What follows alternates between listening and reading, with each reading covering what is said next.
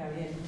Hace un año y medio, una pizarra que tengo en casa, escribí Charla Gabriel Bustillo U2, sin tener ni la más remota idea de cómo iba a poder ser posible.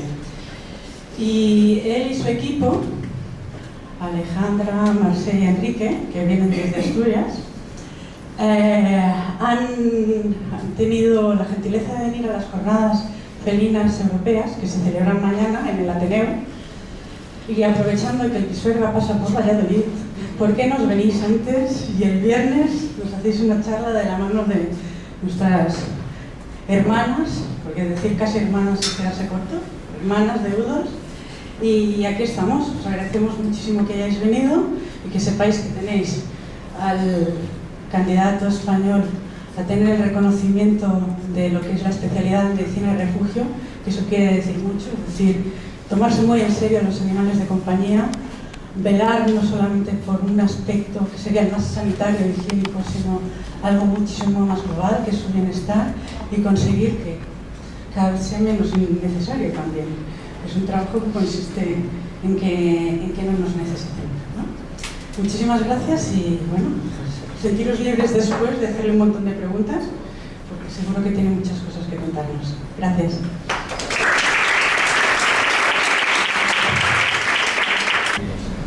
Bueno, bienvenidos a todos a esta charla. Benvinguts, no sé si lo digo bien o no, y apañaibos es en asturiano, hay un poquito de tirar para la tierra. Bueno, yo soy cántabro asturiano, pero bueno, soy cántabro de nacimiento y asturiano de adopción. Entonces, el título de la charla era, o es, hace falta una especialidad para ser un buen veterinario de perrera, refugio o protectora. Y en el mismo título se contestaba esta pregunta. Sí, y que yo os iba a explicar por qué. Bueno, lo que yo os voy a explicar es, en realidad, qué es y qué hace, porque en realidad la charla sería qué es y qué coño hace un veterinario de refugios de animales, ¿no? Y entonces vosotros decidiréis si es necesario la especialidad o no. Yo creo que sí. De hecho, en Estados Unidos, en la primavera del año pasado, se reconoció como especialidad de forma temporal, digamos, porque primero la reconocen de forma temporal y después de unos años de forma definitiva. Los primeros exámenes para ser reconocido como especialista creo que van a ser ahora en noviembre, ¿vale? Pero bueno, es básicamente una cosa, principalmente en principio para ellos, ¿sabes? Pero bueno, entonces yo os voy a explicar un poco lo que hago y qué es un poco la medicina de refugios animales, ¿vale? Entonces, lo primero, ¿qué es la veterinaria en refugios de animales? Yo lo he llamado VEDA, por ponerle un nombre, pero bueno, esto es una cosa que me he inventado yo, que se puede llamar de otra forma, porque los americanos lo llaman Center Medicine. Entonces, por traducirlo un poco, pues digo, que sea un nombre así un poco que quede, y voy a llamarlo VEDA, a ver si cala o no cala o lo que sea. Bueno, la VEDA es una rama de la veterinaria de pequeños animales o de animales de compañía que se especializa en el cuidado de la salud física y mental, las dos cosas. Esto es muy importante, ¿eh? La física y la mental de todos los animales recogidos en un refugio, perrera protectora de animales, o sea, de animales que están en colectividades. Porque muchas de las cosas que se aplican aquí también se podrían aplicar en criaderos o en zonas o en guarderías, donde hay una concentración de animales, digamos, en un espacio relativamente reducido. Y se centra en el bienestar de los animales individualmente, pero sobre todo lo que hace, y la diferencia de la veterinaria de pequeños animales en particular, es que entiende la población como un todo. Muchos la definen como una mezcla entre la veterinaria de producción, que es la veterinaria de ganadería, digamos, que trata a los animales como un todo, y una mezcla de las de pequeños animales, porque se dedica a perros y gatos y, bueno, y otros animales de compañía, ¿vale? Con la diferencia que en una explotación ganadera lo que buscas es un rendimiento económico, y aquí lo que buscas es un rendimiento en bienestar animal. Un poco de historia. Esto va a ser un poco bueno. La VEDA surge en Estados Unidos. Esto es indiscutible. Ellos tenían un grandísimo problema y se pusieron a ver cómo lo solucionaban. Los primeros brotes serían en los años 70, donde surgen las primeras Spay Neuter Clinics, que son las clínicas que se dedican a esterilizar a animales. Solamente se dedican a eso.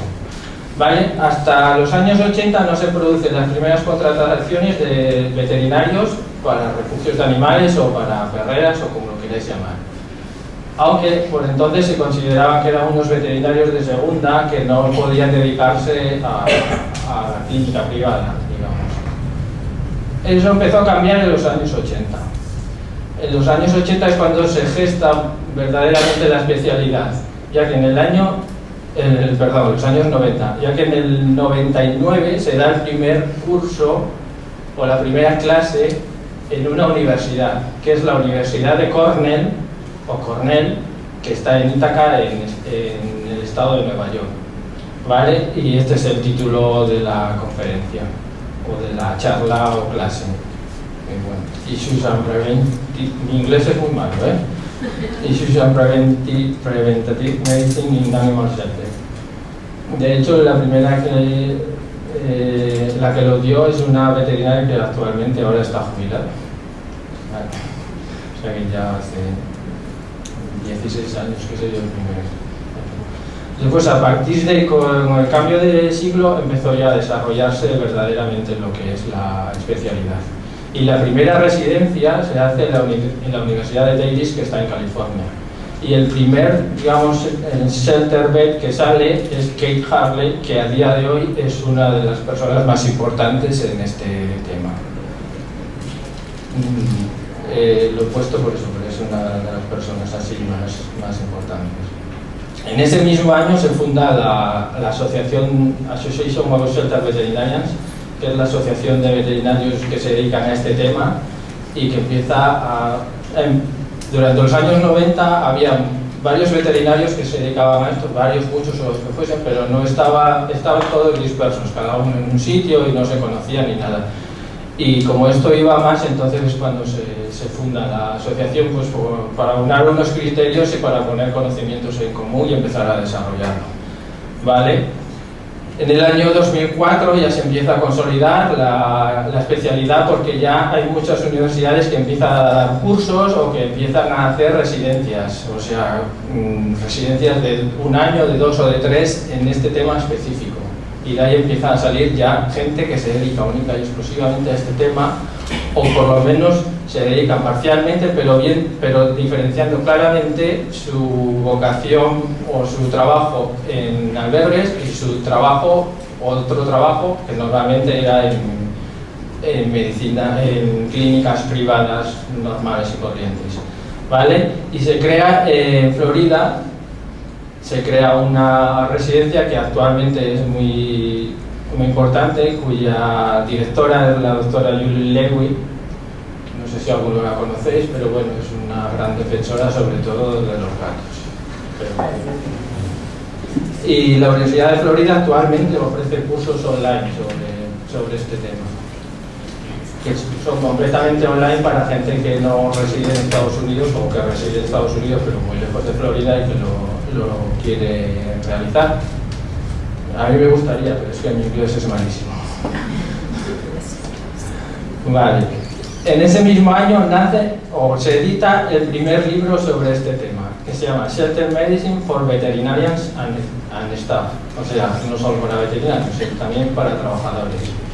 La segunda edición de este libro fue hace 2 años y era necesaria porque muchas de las cosas que se ponen en esa primera edición se han quedado obsoletas. El desarrollo de la especialidad ha sido tan brutal que muchas de las cosas que al principio se creían que estaban bien, ahora no se consideran como estándares. ¿Vale? Entonces se sacó una segunda edición, era necesaria. A partir de ahí se editan otros libros, como es el Veterinary Forensics, Animal Cruelty Investigation, que es una, digamos, subrama de la Shelter Medicine, que se dedica, digamos, es el CSI de los animales. Y La autora de este libro es Melinda Merck, que es la mayor especialista en este tema. Ella trabaja para la SPCA, que es una de las protectoras más grandes que hay en Estados Unidos, y se dedica única y exclusivamente a esta rama de la serpentina.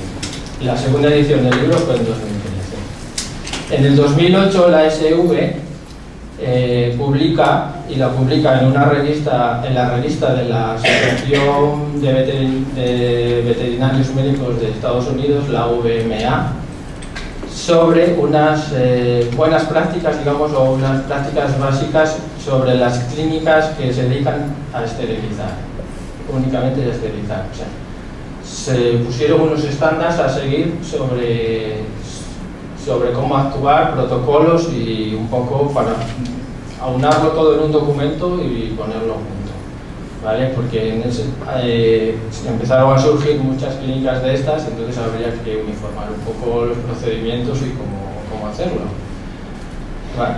En el 2009 se dicta el segundo libro o el tercero sobre Shelter Medicine y está dedicado única y exclusivamente a enfermedades infecciosas. De hecho, lo publica Kate Harley, que es la que salió de Davis, ¿vale? Entonces, este básicamente es veterinario, porque es control de enfermedades, control de brotes o control epidemiológico de enfermedades que se dan en estos albergues. En el 2010, la SV también publica una guía sobre estándares básicos de cuidados en los albergues de animales. Es una autoedición, digamos, no lo sacaron en una revista ni nada, esto está colgado en internet, después pondré los enlaces y eso, y es como la Biblia, es lo básico que hay que leer para saber un poco, porque habla de todo un poco, de las condiciones higiénicas, de un poco de las entradas, cómo manejar a los animales, o sea, es muy general, pero te da unas pautas básicas, ¿vale? Y como decía antes, en el 2014 se reconoció la especialidad y en el 2015 se editó otro libro y está dedicado única y exclusivamente al comportamiento de animales alojados en refugios. ¿Vale? Entonces, si vemos la progresión por los libros, lo primero era un tema general, después un tema médico físico, digamos, enfermedades, y después un tema mental. O sea, ha sido una evolución lógica en este sentido, porque primero es mantenerlos sanos y después estabilizarlos emocionalmente. ¿Vale? ¿Qué hay de Europa? En Europa, en España, por ejemplo, en Barcelona, en el 2008 y en el 2009 hubo una tarde, en el Congreso de ABEPA, hubo una tarde dedicada a medicina protectora. De hecho, yo ahí es donde conocí este tema. O sea, yo trabajaba en un albergue a tiempo parcial combinado con un hospital. Empecé en el 2006 y hasta el 2008 no descubrí la especialidad. Me tardó 2 años, pero bueno, al final lo conseguí. ¿Vale? Después en Holanda, en el 2012 y en el 2013, en el congreso más importante de medicina veterinaria, se dedicaron también unas jornadas a la Shelter Medicine. Y aprovechando que venían todo esto lo dan gente de universidades americanas. Y aprovechando que venían, pues la Universidad de Utrecht, la Facultad de Veterinaria, se decidió dar el primer curso, o la primera clase sobre Shelter Medicine. Y después la Universidad de Nottingham, del Reino Unido, tiene un proyecto de Shelter Medicine con una página web. La verdad es que no es muy activa la página, pero bueno, es una cosa que yo tardé un poco en descubrir también, porque el origen de la página es del 2010 y yo no la descubrí hasta el año pasado. ¿Vale? Entonces, un poco lo que yo entiendo es que esta especialidad evoluciona y se desarrolla desde el momento en que enfocamos el abandono animal como enfocaríamos cualquier animal, cualquier enfermedad. Yo lo he llamado la enfermedad del abandono, ¿vale? Entonces, cuando tú te enfrentas a una enfermedad, tienes que saber sus causas, cómo tratarlo, pero sobre todo, cómo prevenir el abandono. Esto es básico. O sea, podemos estar años recogiendo animales y dándolos en adopción. Eso es tratar, eso no es prevenir. Entonces, tenemos que saber cómo prevenir esta enfermedad. Entonces, para mí la especialidad surge en el momento en que se analiza de esa forma. Seguimos. Bueno, esto es un poco la historia. Ahora, ¿cuáles son las características que debería tener un veterinario que se quiera dedicar a esta especialidad? Lo primero, todas tus acciones se basan en las 5 libertades. Las famosas 5 libertades, que yo creo que son de los años 60 o 70, pero que, no sé, que las dictó, la verdad es que acertó, porque están perdurando y, de hecho, la guía de la SV que os comentaba antes sobre estándares de cuidado en albergues está basada también en las 5 libertades, lo pone en el encabezado, o sea, que no hay... Para quien no sepa qué son las 5 libertades, bueno, pues eran aquí. Los animales tienen, digamos, derecho a estar libres de sufrir hambre y sed, libre de padecer incomodidades físicas o medioambientales, libre de padecer dolor, lesiones, heridas y enfermedades, libre para expresar sus comportamientos normales y libre de miedos, ansiedad y angustia. ¿Vale? Para mí, el veterinario que se quiere dedicar a esta especialidad se debe dedicar en exclusiva, o, si se dedica a otra cosa, saber bien diferenciar cuando está en un refugio y cuando se dedica a la medicina privada. ¿Vale? La Shelter Medicine es una carrera en sí misma. La verdad es que en España quizás somos pocos los que nos dedicamos exclusivamente a esto. En el último informe del 2011 que yo conozco de la asociación esta, éramos 9 veterinarios, ahora no sé cuántos estamos. Porque el único que escribe en el foro, y yo escribo muy poco, soy yo. O por lo menos los otros tienen nombres ingleses. ¿Vale? Y lo que tiene que quedar muy claro es que no es un primer paso donde adquirir experiencia ni un lugar donde esperar la jubilación. Esto es un fracaso. Si te dedicas a esto, dedícate de cuerpo ya, ¿no? Porque si no, no lo vas a soportar y quien lo va a pagar van a ser los animales. Más características. Clara diferenciación y trato por especies. Bueno, básico. Si ya la medicina privada, ya la gente que se dedica a los gatos ya ha sacado la cabeza, en este tema es fundamental, hay que tratar a los perros y a los gatos como se merecen, como especies diferentes, cada uno con sus características y con sus particularidades. Hay que tratarlos de forma diferente. No es lo mismo cuando recoges un perro que cuando recoges un gato, lo tienes que tener claro, ¿vale? Y sobre todo los gatos, que los gatos, para mí yo he puesto aquí gato doméstico versus gato feral. Para mí hay 4 clasificaciones de gatos, pero es una clasificación mía propia, que es el gato de interior, que es el que no sale, el gato de exterior, que es el que vive en casa pero sale fuera, el gato que en Asturias llamamos gato de cuadra, gato de finca, que es el que vive en los americanos los llaman gatos de granero. No vive dentro de casa, vive en un establo, lo que sea, en un granero, en un pajar, y duerme ya, pero sale fuera del ambiente, se da unos paseos y tal. Y después está el gato feral, gato asilvestrado, o como se quiera llamar, que es un gato que tiene poco contacto con los humanos. Hay muchas clasificaciones sobre los gatos, a mí me gusta esta, pero bueno, cada uno que haga la suya. A ver, el veterinario que se dedica a esto, esta frase queda muy retumbante: mente proactiva y divergente. Tú tienes que tener la capacidad de adelantarte no un paso, sino 2 sobre el problema. O sea, tienes que tenerlo todo previsto. Y mente divergente, tienes que saber, es como el ajedrez. Si yo muevo por aquí, me puede pasar esto o esto. Si me pasa esto, tengo que hacer esto o esto. Tienes que hacer unos árboles de decisión constantemente. O sea, la cabeza tiene que ser Algoritmos de toma de decisiones, por aquí, por aquí, por aquí, y entonces ya a partir de ahí tomas un camino, ¿vale? Pero es fundamental, es una cosa que cuesta, pero bueno, tienes que practicarlo un poco. Y hay que tener mucho cuidado con quemarse o con lo que llaman fatiga por compasión, estrés por compasión, o lo que sea, como lo queráis llamar, ¿vale? Porque al final te puedes quemar y irse todo al carajo, porque ya pasas de todo, lo que sea, o te han superado los problemas. Esto es muy importante. Conozco a alguna persona que lo ha sufrido. Sería, ¿quién no se dedicará a la vera? Pues quien aspire a la excelencia en la clínica médica.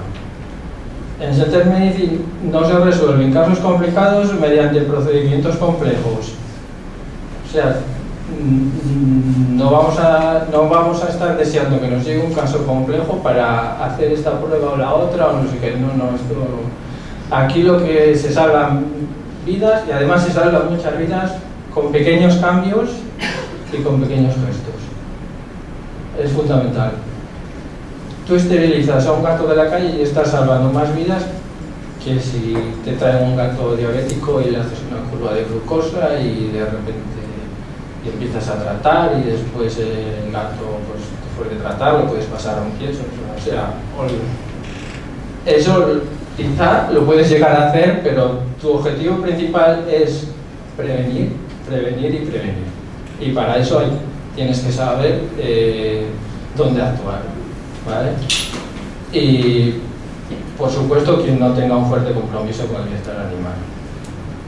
Por eso el Dr. House no se debe dedicar a la medicina.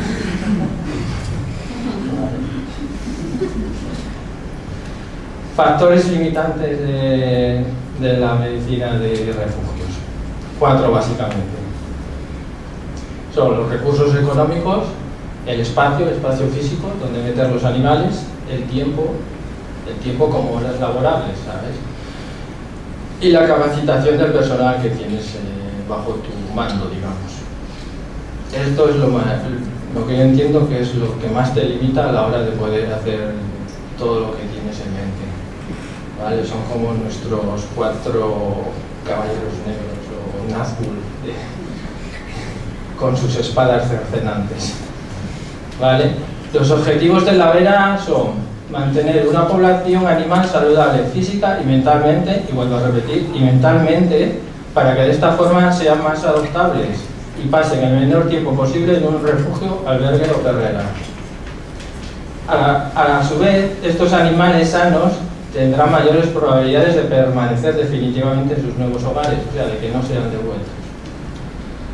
Todo es como una cadena. Si tú tienes unos animales sanos y saludables, la gente los va a querer adoptar más. O sea, esto es así. O sea, la gente quiere adoptar un animal sano, no un enfermo. Y estos animales sanos pasarán menos tiempo en el refugio, porque bueno, son más adoptables, con lo cual beneficiará a los que ya están, a los que están dentro o a los que van a entrar. O sea, es toda una cadena. Como aquí no hay ninguna universidad que se dedique a formar veterinarios en esta especialidad, hay que hacer una transformación del veterinario clínico privado al veterinario de refugio. Y yo la transformación la sintetizo en 3 pasos, ¿vale? Y aquí me voy a levantar y voy a coger el micrófono. El primer paso sería dar un paso hacia abajo, ¿vale? Hay que poner los pies en el barro, y a veces literalmente en el barro, por desgracia, pero hay que visitar los refugios, saber cómo están los animales y actuar en consecuencia. No puedes poner un tratamiento así muy novedoso si tus animales están en malas condiciones generales, ¿sabes? Entonces, lo primero es saber en qué terreno te estás metiendo. El segundo paso sería un paso hacia atrás. Un paso hacia atrás para ver toda la población, ¿vale? Lo primero es que tengamos una población sana. Y si tenemos una población sana, es muy probable que los animales individualmente estén sanos, Entonces es fundamental mantener una población que esté medianamente sana o en su mayor porcentaje sana. Porque además te deja más tiempo para dedicarte a los casos específicos. Y el último paso es hacer malabarismos. Aquí no hay, como hemos visto antes, los 4 factores limitantes, pues tienes que hacer malabarismo con estos 4 factores porque no tienes más.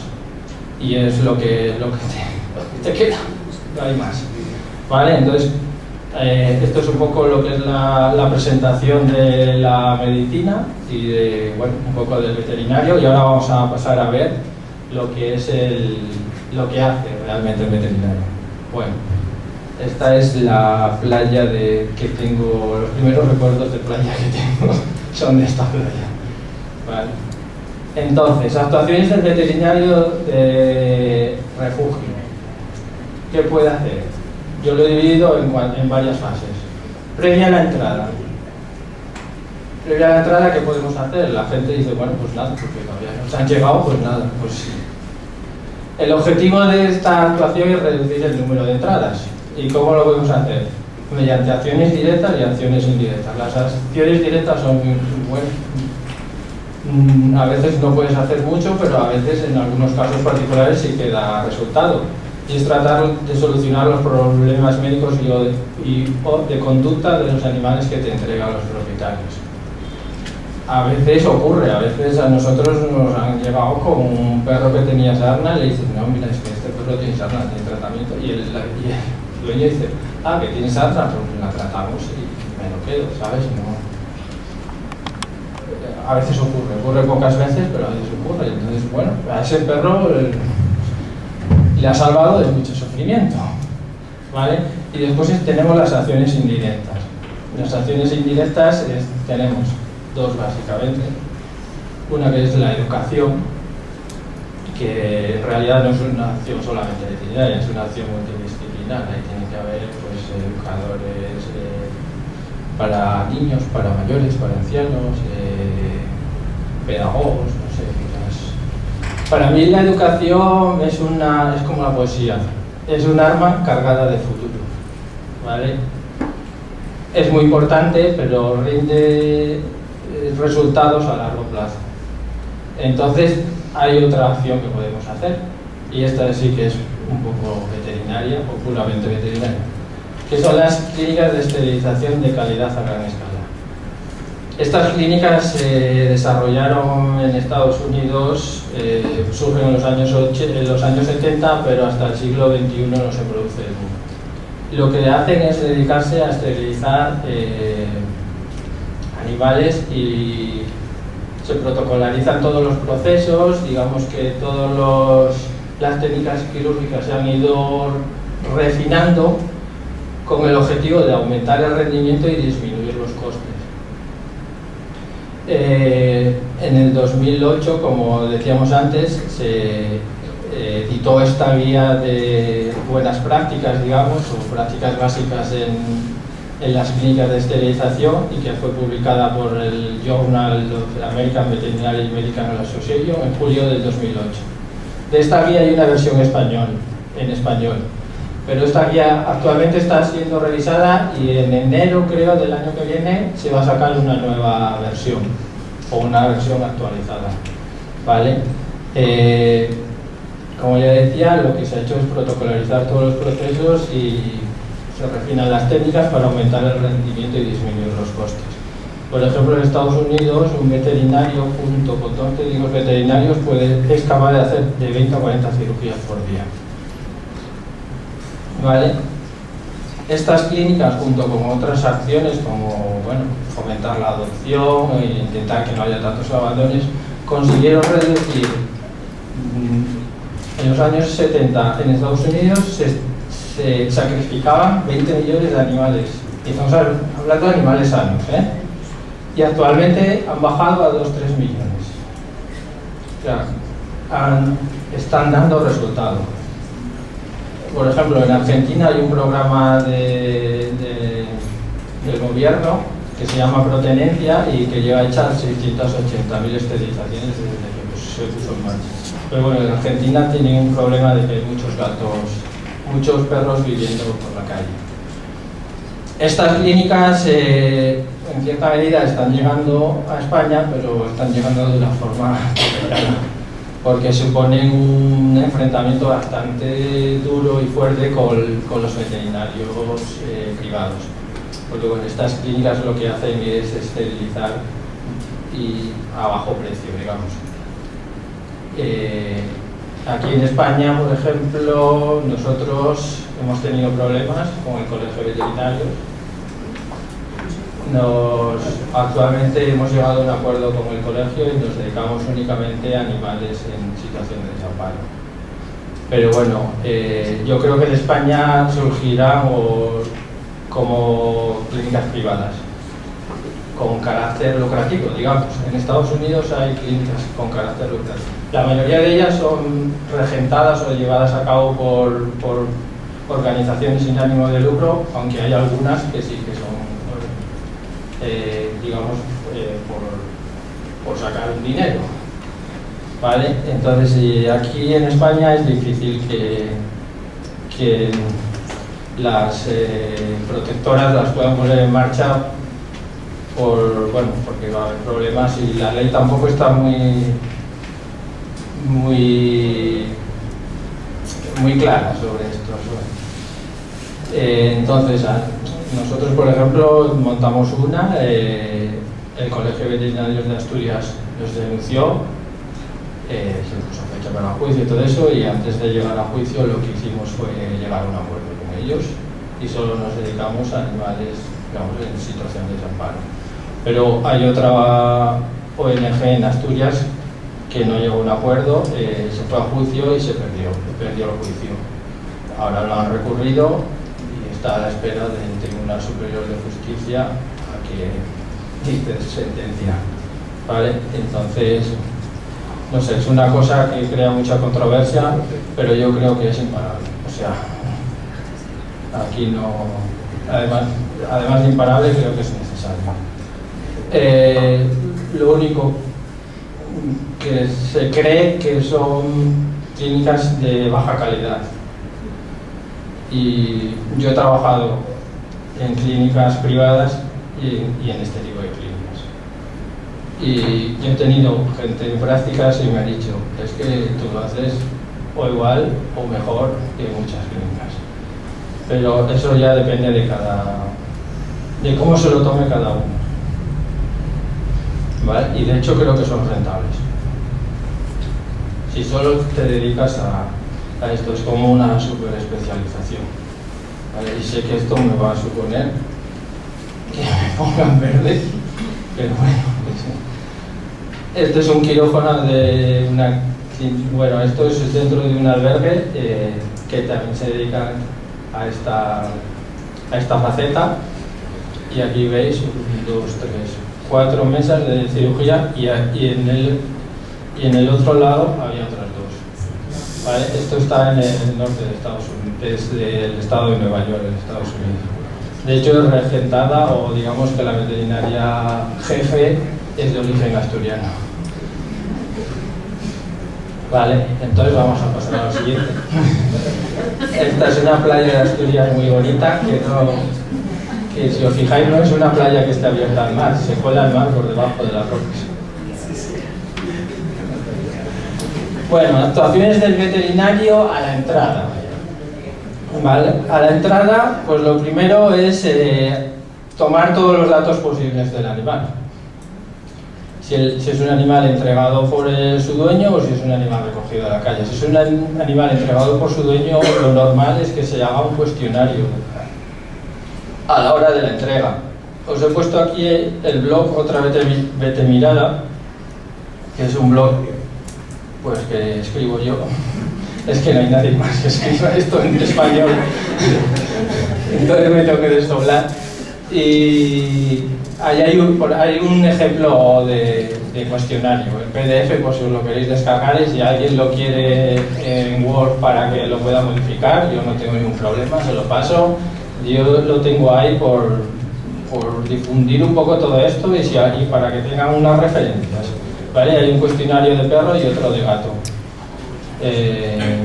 Los hice, o sea, básicamente están copiados de la página de Shelter Medicine de la Universidad de Cornell. Los traduje y los adapté un poco, ¿vale? Incluso hay un animal, o sea, un formulario de animales recogidos en la calle. Porque desde el momento en que la persona que recoge los animales, desde el momento en que lo está recogiendo hay que recoger información también. Si el animal se deja coger, si no se deja coger, hay que preguntar a quien lo vio si lo intentó coger, si no lo intentó coger, si es un vecino que vive en la zona, cuánto tiempo hace que lo ve, si ha mostrado algún comportamiento agresivo o no. O sea, toda esta información ya de entrada te sirve para mucho. ¿Vale? El segundo paso sería la revisión de entrada, que es básicamente un examen físico. Y otra vez en el blog se explica más detenidamente pues, sobre cómo hacer el examen físico o qué es lo que hay. Yo lo explico lo que yo hago, cada uno que lo adapte a su manera o si lo quiere leer.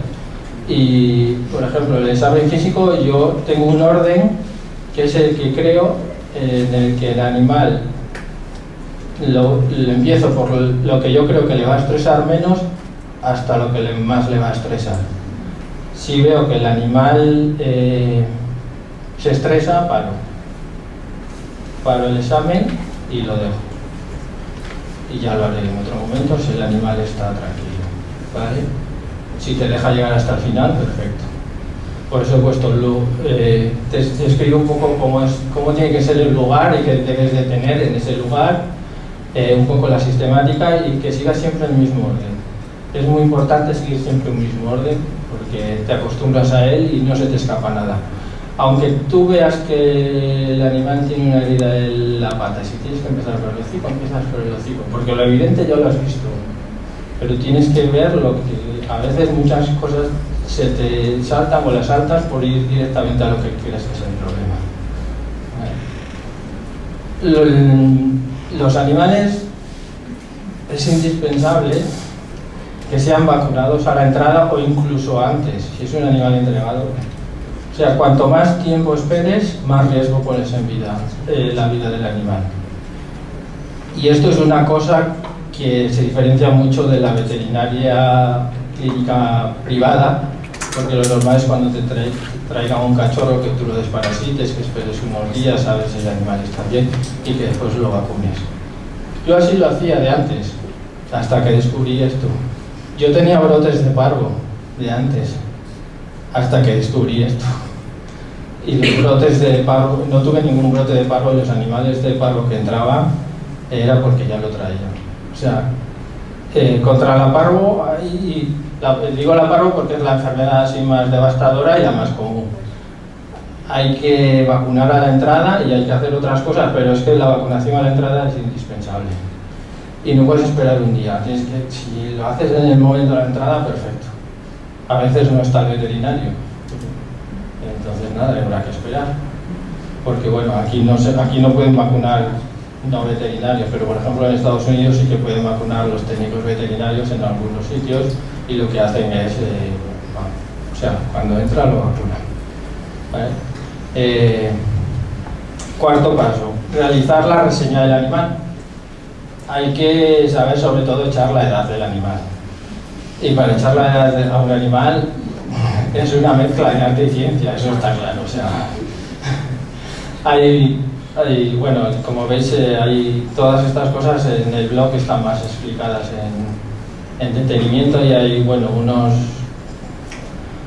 unas guías o unos consejos de cómo poder echar la edad al animal. A veces metes la pata hasta atrás, porque a veces te entra un animal y dices, va, este tiene 3 años. Y de repente aparece el dueño y dice, no, si el perro tiene 10 años, ¿qué me estás contando? Otras veces no, otras veces quedas como un dios, porque dices, bueno, tiene 4 años, llega el dueño y dice, no, si tiene 4 años.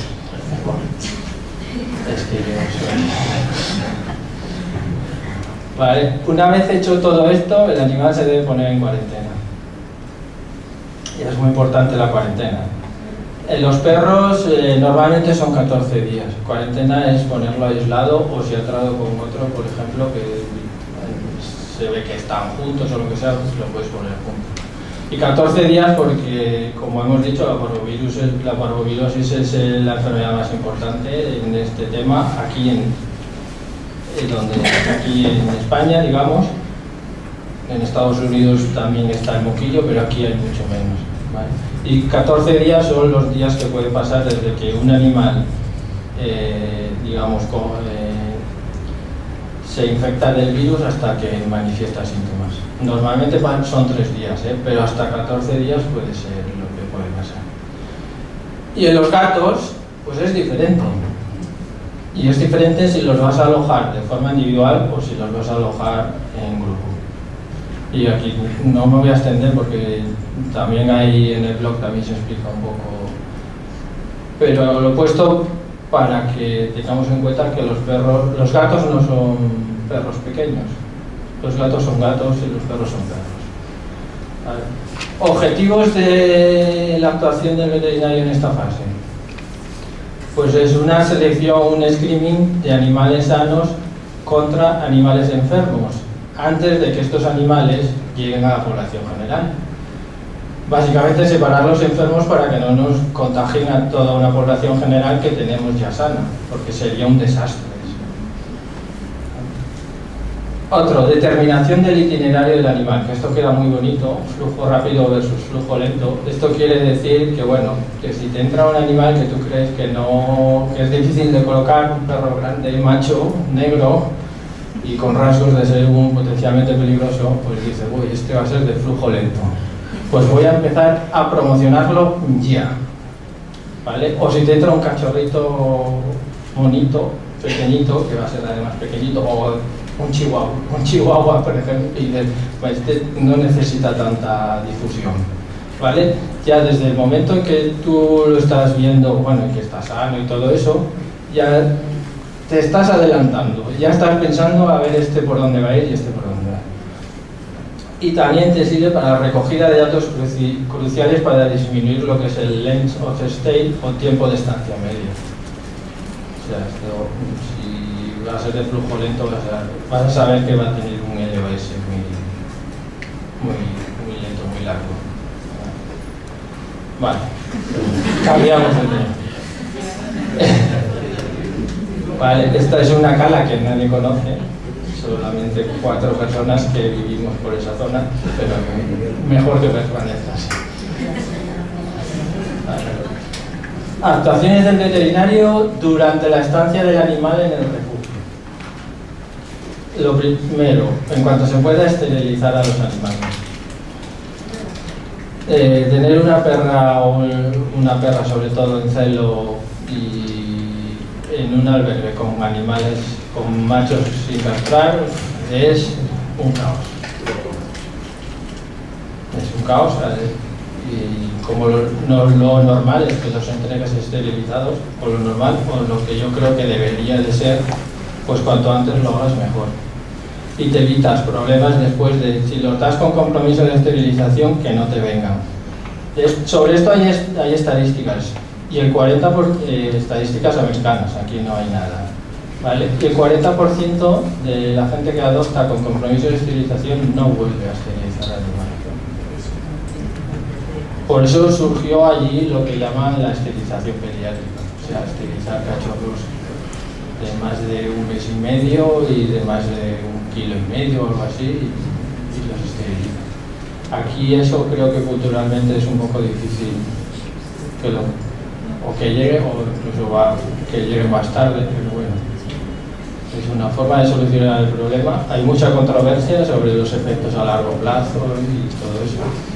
De hecho es un tema de actualidad y, por ejemplo, la SPCA en su boletín de hace 3 semanas o algo así habla sobre la esterilización pediátrica. ¿Vale? ¿Qué más? Monitorización de la estancia del animal. ¿Y cómo se hace esto? Mediante rondas diarias. Normalmente esto no lo hace el veterinario, pero sí tiene que hacer unas plantillas y entrenar al personal cómo lo tiene que hacer. Y hay que apuntar cualquier incidencia, si hay tos, diarrea, vómitos, si el animal está más triste, lo que sea.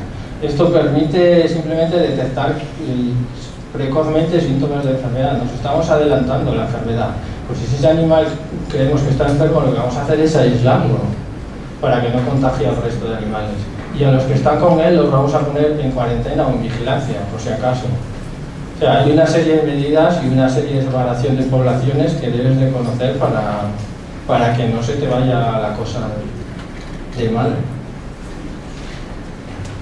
Como ya he dicho, debe ser realizado, normalmente realizado por los trabajadores, la gente que limpia, y hay que entrenar a este personal, y lo ideal es asignar los mismos cuidadores a los mismos animales, porque permite un conocimiento más profundo de su comportamiento.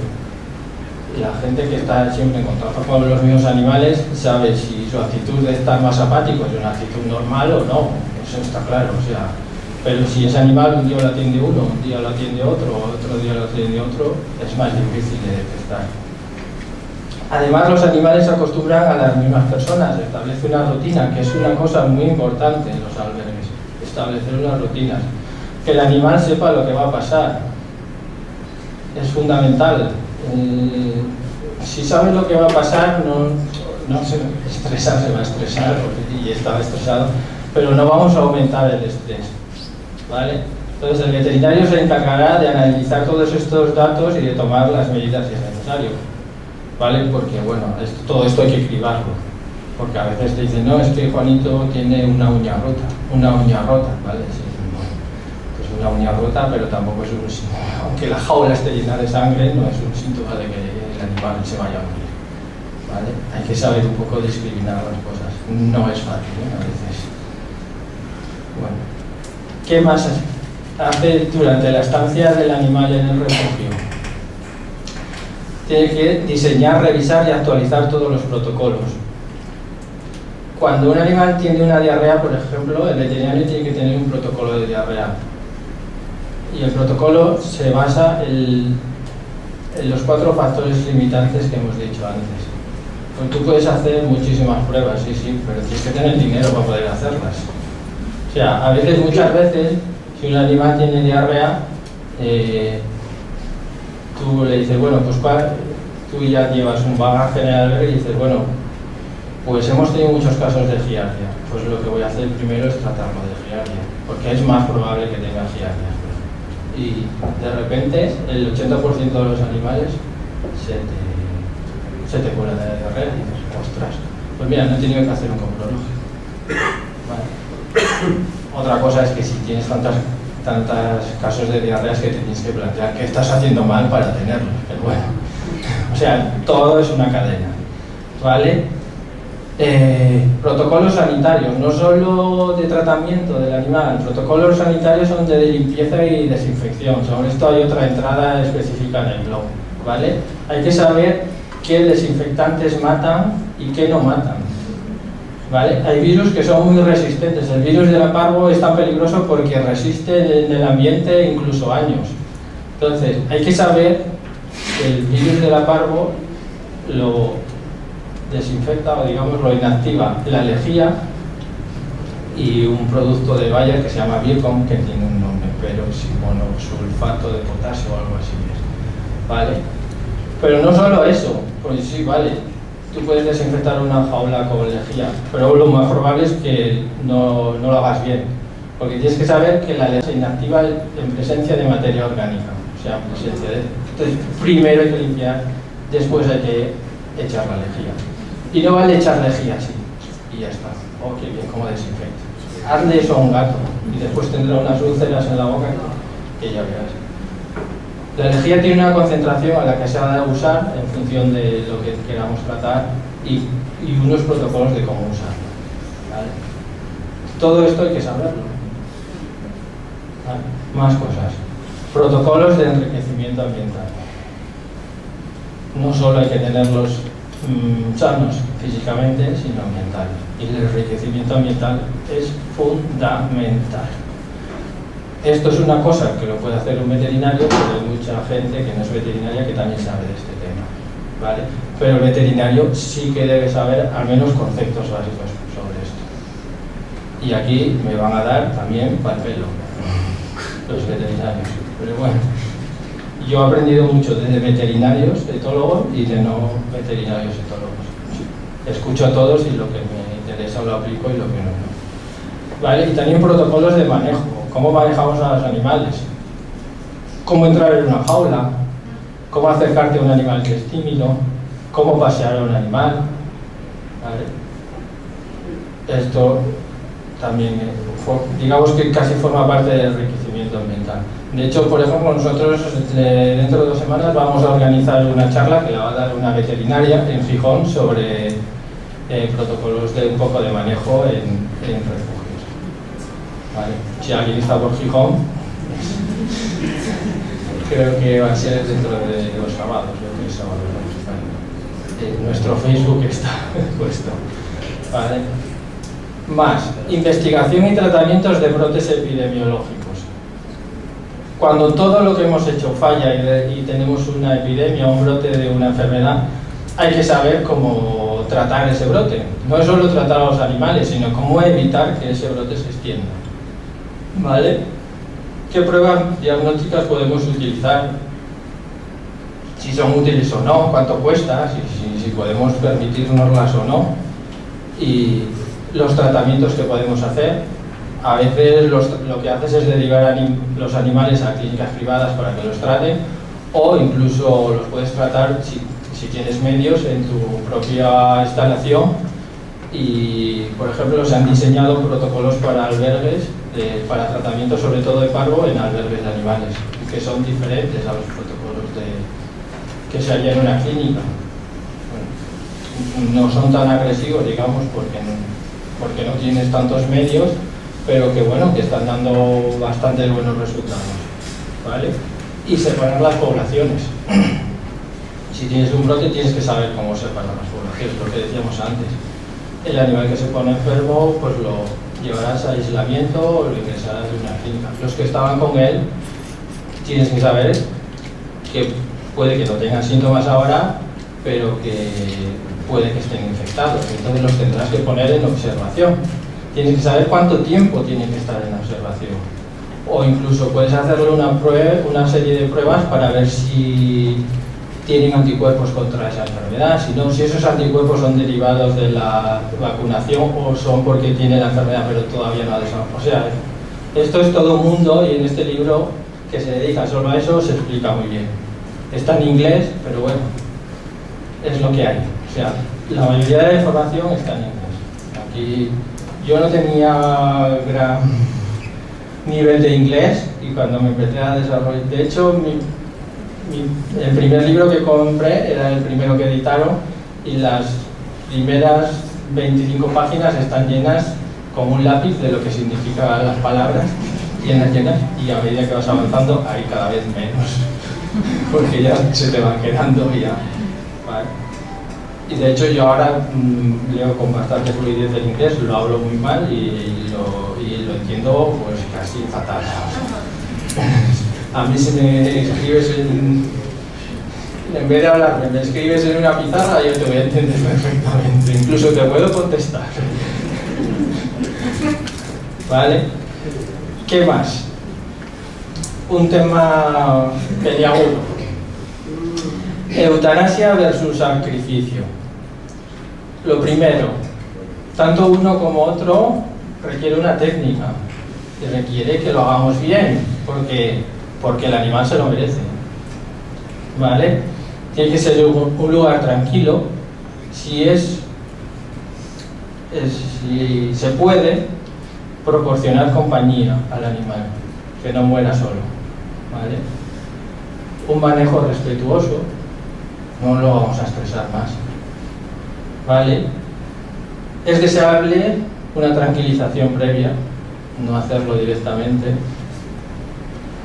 Y sobre métodos de eutanasia o sacrificio aceptables versus inaceptables, pues está aquí, hay un manual muy extenso y con mucha información de la Human Society y y de la Human Society Veterinary Medical Association. De todas formas, el fármaco por excelencia es el pentobarbital sódico, por vía intravenosa. ¿Vale? Se podría poner por otras vías, pero bajo ciertas circunstancias. Si se puede poner vía intravenosa, mejor. Y si se puede poner una vía, un catéter, mucho mejor. ¿Vale? Y después cuestiones éticas. ¿Qué es la eutanasia y qué es el sacrificio? Yo creo que todos lo tenemos claro, ¿no?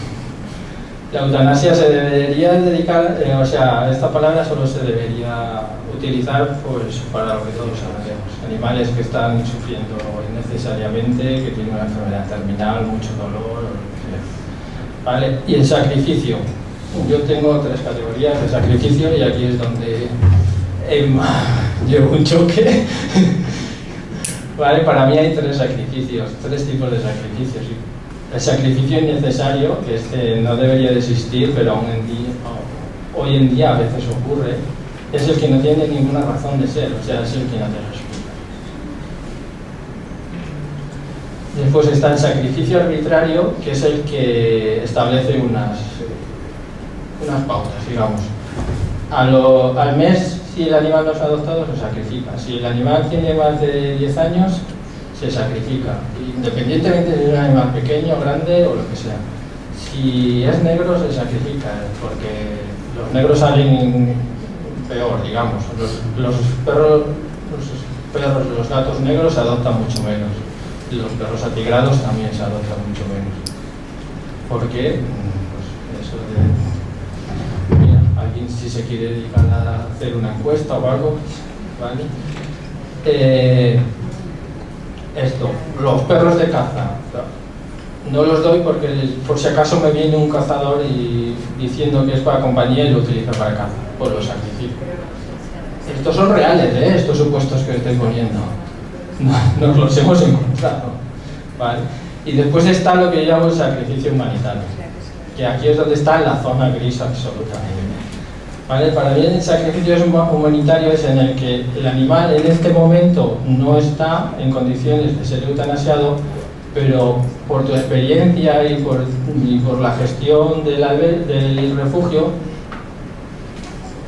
tú crees o tienes muchas posibilidades de que empeore su situación y que le llegue a una situación en que necesite ser eutanasiado. ¿Vale? Básicamente, por ejemplo, tenemos un animal diabético que necesita que se le pinche cada 12 horas, pero el albergue, los trabajadores solo están a ciertas horas. Vale. No podemos tratarlo. Le vamos a buscar una casa de acogida, no la encontramos. Vamos a hacer no la encontramos. O sea, al final, el animal, digamos, no está en malas condiciones, pero tú no lo vas a poder tratar. ¿Vale? Entonces, decides que antes de que empeore, porque la cosa va a ir a peor, lo sacrificas. ¿Vale? Por eso es la zona gris, porque ahí es donde hay más interpretaciones. ¿Vale? También tuve un rifirrafe con Emma sobre si prohibir directamente la eutanasia o hacer un camino, o bien la prohibimos directamente, que no sé sacrificio. O otro camino es que no haya animales que sacrificar. No tendríamos que prohibirlo si no hay animales que sacrificar. Un camino sería prohibir el sacrificio innecesario cuando estemos preparados al arbitrario y cuando estemos preparados al voluntario. O directamente prohibir el sacrificio. Hay 2 formas de verlo, cada una tiene sus ventajas y sus inconvenientes y hay mucho debate en este tema. Así que aquí lo dejo, después seguramente que este tema dará mucho que hablar. Vale, ¿qué más? Actuaciones durante la estancia, seguimos. Los objetivos es, como hemos dicho antes, mantener la población sana, porque mantener una población sana es equiparable, no es un igual, pero es casi un igual a mantener sano el animal individualmente. Si tú mantienes la población sana, te puedes dedicar más tiempo a mantener a los animales que están enfermos individualmente, a tratarlos pues individualmente. Pero si tienes una población enferma, todo eso se va a encarecer. ¿Vale? Detener y abortar tempranamente cualquier brote infeccioso. También, si tú tienes un parvo y no lo haces bien, igual dentro de 10 días tienes 40. Y bueno, después, reducir el estrés del animal alojado en el refugio. Todo va muy relacionado, porque los animales estresados se enferman más también. Sobre todo los gatos es brutal. Los gatos, de hecho, hay un estudio de la Universidad de Davis que los gatos, con respecto al tratamiento de la rinotraqueitis, la rinotraqueitis nos parece una tontería, pero en un albergue es una enfermedad que se lleva a muchos animales por delante. Entonces, los animales que tenían se les manejaba de cierta forma y, digamos, respetuosa, con bajo estrés, enfermaban menos y la enfermedad duraba menos, se trataba y recuperaban antes. O sea que el estrés es muy importante, manejarlo y reducirlo. ¿Vale? Seguimos. En el caso de los sacrificios y la eutanasia, pues dar un fin digno a los animales. Parece una tontería, pero bueno, no sé, yo creo que es importante también. Y por último, un refugio limpio y con animales sanos aumenta las adopciones y da buena imagen externa. Y si tú tienes buena imagen interna, vas a aumentar las adopciones. Y si aumentas las adopciones y lo haces bien, das una buena imagen. Y si das una buena imagen, vas a aumentar las adopciones. Y así. Bueno, esto es una playa de Asturias. No voy a poner tanto de Cantabria. Vale, esta es la playa de Coquilla. Se llama Playa del Silencio. Más. Actuaciones del veterinario a la salida del animal del refugio. El animal debe salir del refugio con lo básico que diga la ley, al menos. Si podemos hacerlo mejor, mejor. ¿Vale? Si lo podemos hacer mejor que las tiendas de animales, pues lo haremos. Porque nosotros cuando estábamos en Gijón los dábamos mejor que muchas tiendas de animales y la gente subía a adoptar porque los dábamos mejor. O sea, todo te favorece. Entonces, con el microchip y el pasaporte o la cartilla sanitaria. Por ejemplo, en Asturias la cartilla sanitaria no existe, se hace directamente un pasaporte. O sea, como cartilla sanitaria se adoptó el pasaporte. ¿Para qué vamos a liarnos y a tener 40 documentos? Hacemos uno, es el europeo y fuera. ¿Vale? Ya igual los nacionalistas me machacan con esto, pero bueno. Con la vacuna de la rabia. La vacuna de la rabia, por ejemplo, aquí yo creo que no sé si es obligatoria, no es obligatoria, ¿no? En Asturias tampoco. Ni Asturias, ni Galicia, ni el País Vasco, ni Cataluña. Yo creo que debería ser obligatoria. Porque si hemos conseguido erradicar la rabia, en gran medida es por vacunar. Nosotros los entregamos con rabia. Los gatos, la verdad es que no. Los gatos normalmente van a casa, pero bueno, es un tema que a debate también. Los gatos, al menos con la vacuna trivalente. Bueno, esto está mal, no es pago, es mal en convenio. Bueno. Ah, no, espera, perdón, estos son otros. La vacuna trivalente en perros, que es parvo, moquillo, hepatitis, y mira, se me olvidó poner la de los gatos. La vacuna trivalente de los gatos, que son el pervirus, calicivirus y paleocopenia. ¿Vale? Al menos con estas. Si podemos hacer más, mejor, porque mejor los entregaremos, mejor reputación tendremos. A más gente le vamos a caer bien y a más gente nos va a venir a adoptar. De hecho, nosotros los perros los entregamos con rabia trivalente, con leptospirosis y con tos de las perreras. Y los gatos con la trivalente y la leucemia. ¿Vale? Sobre las vacunas básicas y no básicas hay varias... hay dos guías muy importantes veterinarias sobre la vacunación, que son la de la Asociación Americana de Hospitales Veterinarios y la de la WASAGA, que es la Asociación de Veterinarios de Pequeños Animales Mundial. En ambas hay ya específicamente un apartado dedicado a vacunaciones en albergues de animales. porque es diferente. Como hemos dicho antes, se vacuna a la entrada y los intervalos de vacunación son diferentes y hasta cuándo tienes que vacunar. Y hay una serie de vacunas básicas y otras que son opcionales, ¿vale?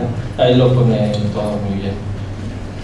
Más, se debe proporcionar al nuevo propietario toda la información disponible del animal, o sea, darle un poco el historial del animal. Pues cuando vaya a su veterinario, que sepa lo que se le ha hecho, si ha tenido alguna enfermedad, lo que tú sepas. A veces tiene enfermedades ocultas que nunca las ha manifestado y tú no las sabes. Porque no te vas a poner a hacer pruebas a todos los animales. Bueno, o sea, tú les has hecho un examen físico que está bien, durante la estancia ha estado bien, supones que el animal está sano, pero claro, no lo puedes asegurar tampoco. Informar sobre el periodo de garantía o de si no hay periodo de garantía. Ya, y tú cuando entregas el animal y dices, bueno, tienes un periodo de garantía, o si se te pone malo en 15 días o en 20 o en lo que tú decidas, tráenoslo y lo atenderemos o intentaremos solucionar el problema. O si no haces periodo de garantía, informar que no. O sea, lo mejor es que lo lleves a tu veterinario, que le haga una revisión. Si tienes una política, explicarla, no tienes que ocultar datos ni nada. Mentir no rinde nada, no rinde. Tú tienes que decir la verdad. Si el animal crees que tiene 10 años, tienes que poner que es 10 años. No le puedes quitar 8 de repente, porque canta. No, bueno, yo he visto, no 8, pero igual quitarle 5 así. ¿Cuál es el objetivo de la actuación del veterinario durante esta fase? Pues que el animal se quede en esa casa permanentemente. Y si entregas un animal sano, lo más probable es que se quede sano física y mentalmente, ¿vale? Y volvemos aquí, una salida exitosa, da buena imagen y atrae más adoptantes. Es que no, es la pescadilla que se muerde la cola, ¿sabes? Así. Más, salida, transferencia de animales entre organizaciones. Entonces, si es a otro país o a otra comunidad o a lo que sea, ¿no? Tienes que saber los requisitos que te pide tanto la organización que los recoge como los requisitos legales de esa zona. Si en Asturias no es obligatoria la rabia y se va a ir a Castilla y León, que sí es obligatoria, pues le pondrás la rabia, lógicamente. Nosotros sí se la ponemos directamente, pero o sea, tienes que saber todo esto. Pues temas de vacunación, que te exigen que los perros los desparasites de giardia, por ejemplo, sean, digo giardia porque es un parásito bastante común, sean o no positivos al test o sean o no negativos al análisis, pero que la organización te diga, no, a mí me los traes todos desparasitados, pues lo tienes que hacer. Los test que te requieren, ¿vale? Nosotros mandamos animales a Holanda, por ejemplo, y la organización holandesa nos pide el test de Leishmania, que por ejemplo en Asturias hay muy poca Leishmania, y la mayoría es de perros que han salido de Asturias, pero te lo piden, tú lo tienes que hacer, o sea, no les vas a discutir. Encima que te hacen el favor de recogerlos. En fin, test de Leishmania, de filaria, que tampoco hay. De hecho, ahora tenemos un perro con filaria, pero que vino de Extremadura. Nos piden test de Ehrlichia y un test de Giardia, ¿vale? Esto, por ejemplo, eso por poner un ejemplo, ¿vale? La edad mínima para viajar. Esto es para viajar a los países, a otro país, digamos. Y por ejemplo, en Holanda la edad mínima es 3 meses y 3 semanas, ¿vale? Porque tiene que estar vacunado al menos de rabia una vez que cumpla los 3 meses o más de 3 meses, y tiene que pasar 3 semanas desde que la vacunas hasta que puede viajar. Y todo esto hay que conocerlo. No puedes enviar perros que vayan mal legalmente porque te perjudica a ti. O sea, si cometes un fallo, al final tú vas a quedar mal y todos esos animales que van a enviar al siguiente no te van a decir, oye, por lo menos los holandeses son bastante estrictos en esto y si cometes un fallo te lo pueden perdonar, pero si estás cometiendo fallos constantemente te dirán que no. ¿Vale? Bueno, que decía, tiempos de espera tras las vacunaciones, etc. Conocimientos de los aspectos legales del transporte. Si vas al extranjero tienes que hacer un traces. ¿Cómo hacerlo? Esto yo no lo hago, eso lo hacía Alejandra. Pero bueno, además, pero tienes que saberlo, cómo hacerlo, ¿vale? Y de hecho te exigen un certificado veterinario y todo esto, entonces tienes que saber cómo hacerlo. Aportación de toda la documentación e historiales clínicos de los animales transferidos. Si el animal va como un tratamiento, ha tenido o yo qué sé, si ha sido esterilizado, pues se lo tienes que decir, lógicamente, ¿vale? Mantener una relación fluida y sincera con la otra parte. Mentir no sirve de nada, mentir te perjudica. O sea, nosotros, por ejemplo, nos habían reservado algún animal y al final hemos dicho, pues no, mira, este no, una vez conocido más a fondo, no, que tiene este problema y no te va, y el animal se queda. Pero es que por ese animal que se queda, tú sigues manteniendo la relación con la otra parte y te estás sacando otros, y tú te puedes dedicar a ese animal, ¿vale? Plan de contingencia y salida de animales por parte de la organización donadora. Eso, pues sí, en un momento tienes que cargar todos esos animales en un avión o en un camión o lo que sea y tienes que saber cómo hacerlo. No vale llegar y decir, venga, todos para allá, que ya llegarán, ¿no? Y un plan de contingencia y recepción de animales por la organización receptora. Si tú eres la organización que los recibe, pues tienes que saber a dónde van a ir. No vale decir, oye, tráeme. No. Tráeme este que va para aquí, tráeme este que va para allá. Todo eso es una relación entre dos partes que debe ser lo más sincera posible y que debe tener, debe ser de amistad casi. Más. Bueno, esta es otra cara así que no conoce nadie y que esperemos que quede en el anonimato. Bueno, aquí es donde grabó Ale Subabo un vídeo. No me acuerdo cómo se llama. Más. Actuaciones del veterinario fuera del refugio. Hemos visto antes de la entrada, durante la entrada, a la salida, antes de la entrada, durante la estancia y a la salida. Y la gente pensaría, bueno, pues hasta ahí. No. Fuera del refugio también puedes llevar actuaciones. Vale. No, ya estoy acabando.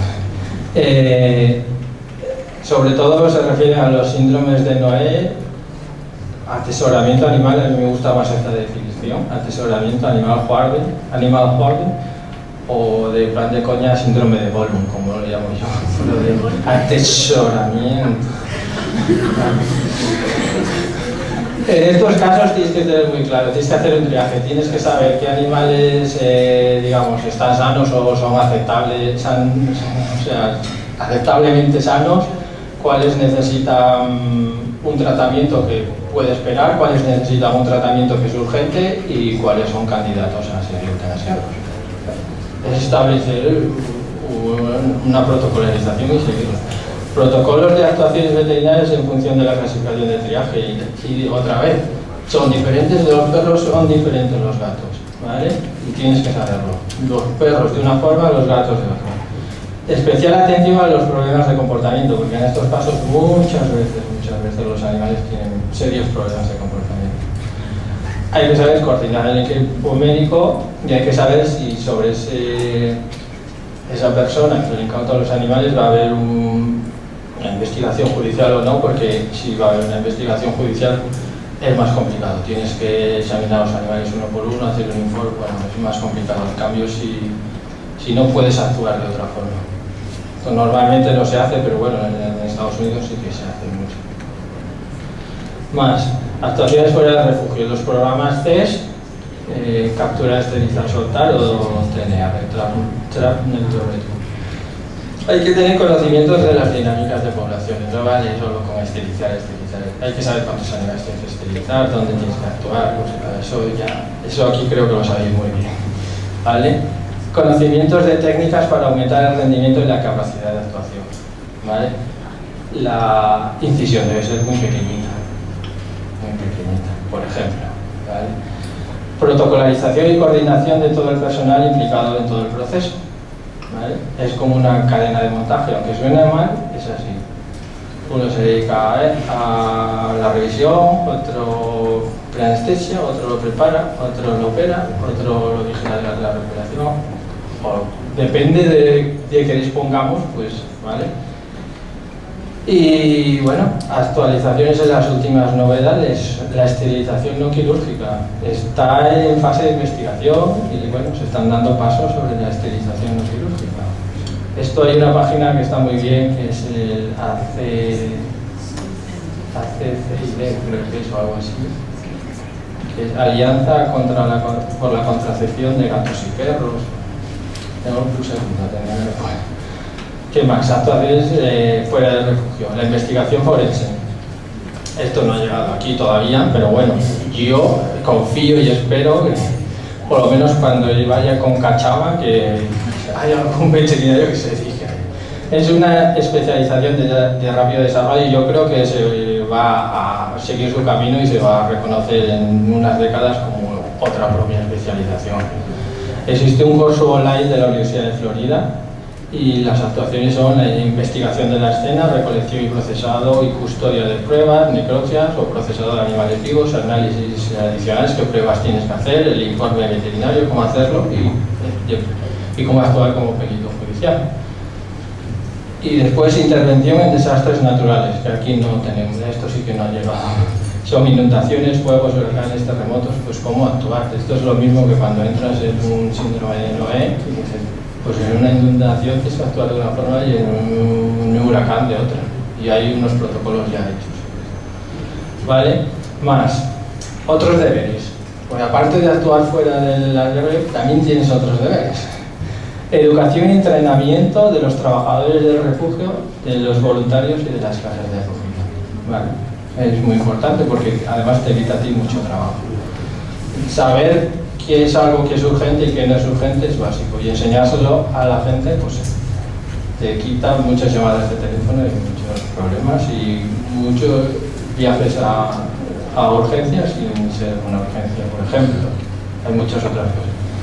Participación y consejo en el diseño de las instalaciones. Pero a veces dicen el arquitecto, pues lo voy a hacer así, así, así. Y dices, pues chico, no deberías hacerlo así. Porque tenemos este problema, o sea, un poco saber cómo diseñar. Análisis de datos para valorar la idoneidad o no de las medidas puestas en marcha y capacidad para modificarlas si fuese necesario. O sea, tienes que saber que si lo que tú estás haciendo te está dando resultado o no, y si no te está dando resultado, pues tienes que saber cómo modificarlo para que te dé resultado. Un poco así, un poco filosófico.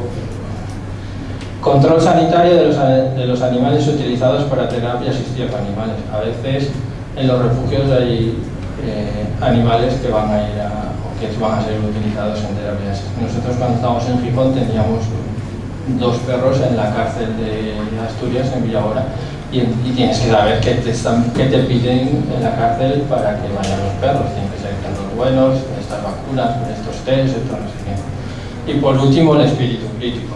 Esto es fundamental. Por ejemplo, en el informe de Affinity, todo el mundo se ha ido a las causas del abandono del animal y se han ido a las causas de la entrega del animal por parte del dueño. Pero es que la mayoría de los perros no son entregados por su dueño. Y es más, y pone que cuando alguien va a adquirir un animal, solamente el 6% se dedica, o sea, opta por adoptar. Esto es un fallo nuestro. Y hay que decir, oye, aquí lo estamos haciendo mal. A esto hay que solucionarlo. Entonces, hay que saber criticar todo lo que estamos haciendo. Criticar constructivamente, no vale destruir, porque eso no sirve para nada. Vale, esta es la última, ¿vale? Información. Bueno, en inglés tenéis todas esas páginas. En español está el blog que escribo yo. Después está una fanpage de Facebook que se llama Veterinaria en Refugio de Animales, que la creé el domingo pasado. Y después hay una página en Argentina que se llama Vacunación Veterinaria, que no se dedica a esto, pero que a veces pone información sobre Shelter Medicine, ¿vale? Tenéis ahí mi contacto, por si va bien, y mi Facebook personal, pero bueno, ya que creé la otra, a lo mejor es por la otra, que quiero dejar el personal para mí. Y yo os animo a que, bueno, a que le deis un poco de color a este mundo tan gris, como dice este módulo. Érase una vez dentro de un mundo gris luchando por salir una visita.